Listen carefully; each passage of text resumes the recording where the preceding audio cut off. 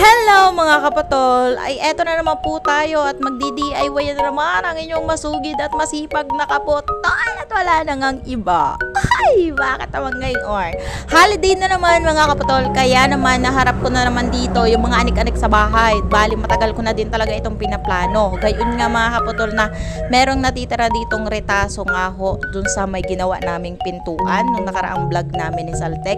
Kaya naman pagkakataon ko na din talaga para ayusin nga ho yung nabubulok na naaagnas. Hoy, naaagnas! Bakit naman ngayon? Yung nasira na frame na binigay sa akin ni ate. Itatapon niya na sana yon kasi nga hindi na talaga siya mapapakinabangan kasi nga yung pinaka plywood lang nung frame na yon na pan-display dito sa bahay, sa mga bahay-bahay ganon. Ay syempre wala naman tayo. Hindi natin afford yung mga ganong frame. Ay sayang naman. Plywood lang yung aking i-aesthetic at i-DIY dito mga kaputol. Bale, ito lang yung i-upload muna natin ngayon kasi nga part 1 muna kasi medyo mahaba din talaga yung gagawin ko ngayong araw. Huy!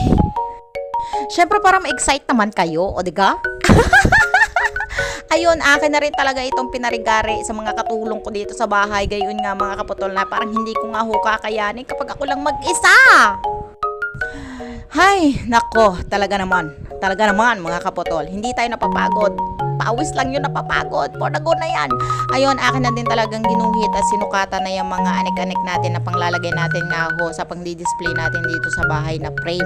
Sayang din naman mga kaputol kung hindi natin gagawan. Matagal ko na din talaga itong binabala kaso nga wala din talaga akong pambili ng plywood. Kung bibili naman ako ng isang piraso, gosh, siya natin gagamitin nyo para isang pintuan na yung mabibili natin doon at magagawa natin sa isang plywood kung italong yung ating anihin. Kaya sakto din talaga mga kaputol na retaso na lang din talaga yung inantay ko. Bali, 1 taon ako nagantay ng retaso. Hoy! For the go! At ayun na nga mga kaputol, akin na din talaga dyan sinubukan na ragariin. Naka-1 piraso naman ako. Pagkatapos ng 1 piraso, hindi na din talaga ako natiis ng mga katrabaho ko dito sa bahay. Hoy! Bakit naman ngayon? Yung aking kaibigan na si Ryan ay magtatrabaho nga ho pala dyan sa may bukid nila Aljon. Gayon nga mga kaputol na magpapasibak nga ho kami ngayong araw ng kahoy. Gayon nga mga kaputol na magtatag-ulan na naman. Wala na naman kaming gatong. Kailangan namin makapag-imbak ng gatong. Kaya naman habang hindi pa nga ho maalis sa Saltek at hindi niya nga nagagawa yung mga dapat nilang dalihin sa bukid nila, ay ayun, hindi na talaga ako natiis ni Ryan. Hindi nga siya nagpa-bedyo kaya talikod na lang yung gusto niya. Ay ito nga ho, aming kaibigan na si Ryan na ito ay talaga napakasipag nga ho mga kaputol. Kanina pa talaga siya naiinip kay Saltek. Gayon nga si Saltek na napakarami pang trabaho bago umalis sa bahay. Magasuga pa siya ng kambing, tapos mag-CR pa siya ng tudok. Tagal sa CR, mga 1 oras siguro na nag-CR bago makaalis sa CR mga kaputol. Kaya tudok inip na si Ryan sa kanya. Gusto niya na magsibak ng palak ay nakahoy. Kaya naman, sabi ko nga sa kanya ay tulungan mo muna ako dito para makapag-umpisa na ako magpintura.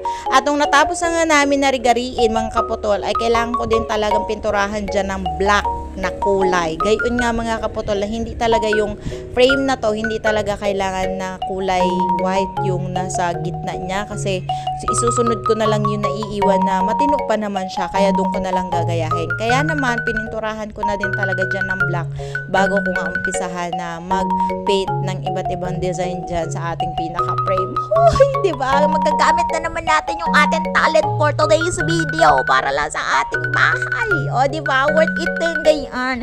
Hindi mo kailangan gumastos ng malaki para lang magkaroon ng design yung inyong bahay. Ganon. Pupunuin ko ng mga gamit ng aming bahay kahit tudong liit lamang. Pwede na yan. Diba?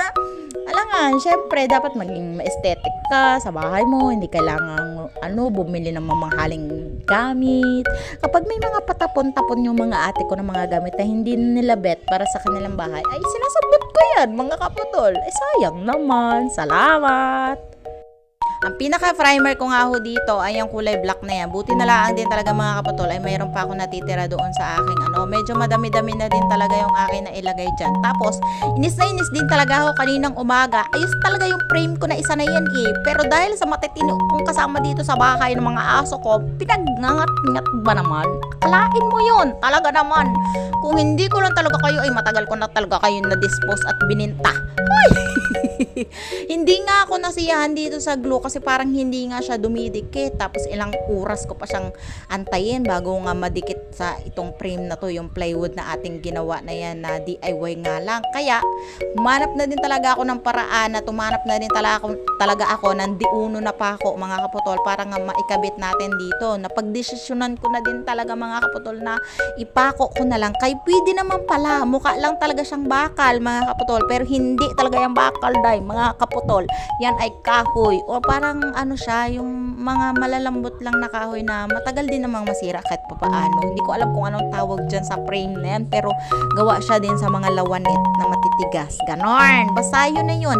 Naputol nga, kaya nga ginawan ko na lang din talaga ng paraan. Pinako-pako ko na lang din talaga yung kahoy dyan. Tapos kinulayan ko na lang ng black para magmukhang makulay din talaga siya. Sa katulad doon sa frame na hindi naman siya masyadong halata kapag malayo. Pero kapag nilapitan mo ay masasabi mong bakit naman gayaan? Ay salamat. Tapos, sabi ko nga sa sarili ko, ay paano ko naman gagawin ito kung ganito naman nakarupok din talaga naman. Nakaka-stress talaga ang mga aso ko sa buhay. Ayun na nga mga kaputol, ay malapit ko na nga itong matapos. Pinukpok-pukpok ko na laang din talaga dyan mga kaputol para nga hindi malaglag yung ating plywood sa pinaka-frame natin. Gayon nga mga kaputol na pagkatapos nating ma-DIY yan at mapukpok natin at makabit natin yung pinaka-frame natin dyan sa may kanyang anuhan. Basta yun na yun ay lalagyan din natin dyan ng drawing. Gayon, binilad ko na laang din talaga dyan mga kaputol yung mga dapat kong ikabit. Gayon nga mga kaputol na may ikakabit pa tayo dyan para magkaroon siya ng aesthetic nating design. Ay! Ganon! Isip-isip ko nga na, sabi ko dapat paintingan ko na lang. Pero hindi talaga masaya yung aking isip ngayon. Tatapusin ko muna yung pagpupok-pok-pok ko nga din mga kaputol dahil gayon nga na malapit na din talaga matapos ang ating vlog na ito. Ayan yung pinaka-design niya. Tapos ganyan na laang din talaga yung gagayahin ko o gagawa na laang din talaga ako ng ibang design para nga matapos na yung ating ginagawa na yan. O diba? For today's video, ayan laang yung maipapakita ko sa inyo at bukas ko i-upload yung part 2 para sa design na tatapusin natin ngayong araw. Bye! Thank you for watching. Huwag niyong kalimutang i-share at i-follow ang aking munting video sa aking Kaputol Vlog. Thank you!